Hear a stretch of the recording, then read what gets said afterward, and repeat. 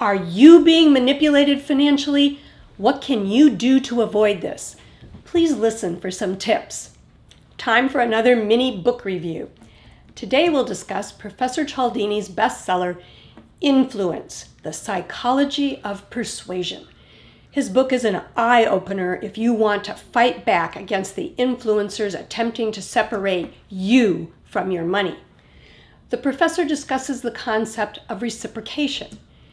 We feel obligated to return favors and concessions. One example of where this can be used against us is when a marketer gives us a free sample.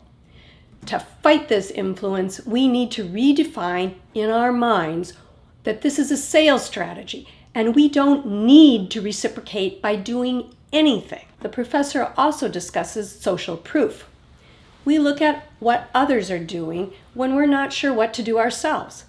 This is why, quote, salesmen are taught to spice their pitches with numerous accounts of individuals who have purchased the product, end of quote. To fight this influence, we need to say no.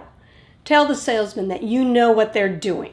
Tell yourself to pay attention. This is bad social proof, and you are temporarily going to disconnect your autopilot in this situation. Tip: please subscribe to the Aspire to Money channel for more great money advice. The professor also discusses the concept of liking.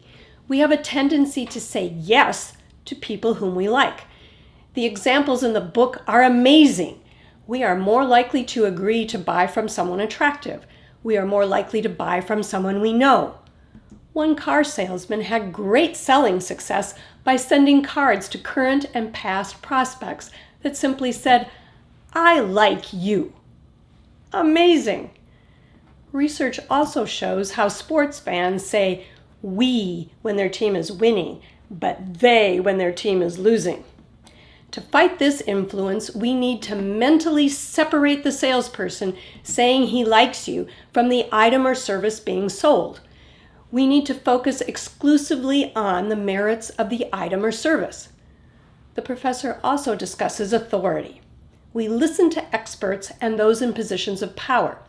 We seem to have, quote, a deep-seated sense of duty to authority, end of quote. The most notorious research on authority was carried out in the Milgram study at Yale University in 1963. In the study, students continued to obey an authority in a white lab coat and kept administering what they thought were electric shocks that they were told were up to 300 volts each, despite the victims, who were actors, pleading with the students to stop. To demonstrate that this wasn't a fluke, Milgram did 18 more variations of the experiment and consistently got the same result. Advertisers attempt to persuade us with authority figures frequently. Think of the white-coated actor that looks like a doctor in advertisements for over-the-counter drugs. To fight this influence, we need to ask ourselves if the alleged authority we are dealing with is truly an expert.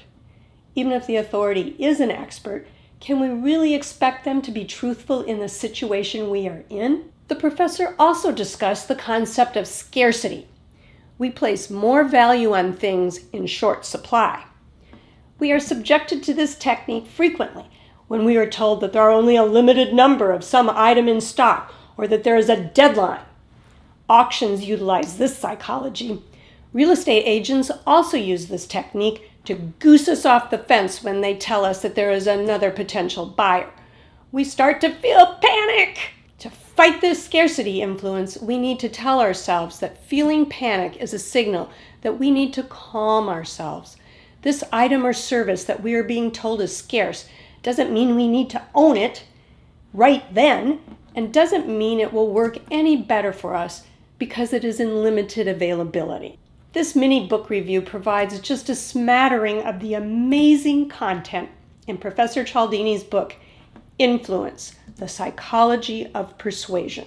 Aspire to Money highly recommends that you locate a copy and read it so that you can keep a tighter grip on your hard-earned money. Please like, comment, share, and subscribe to the Aspire to Money channel.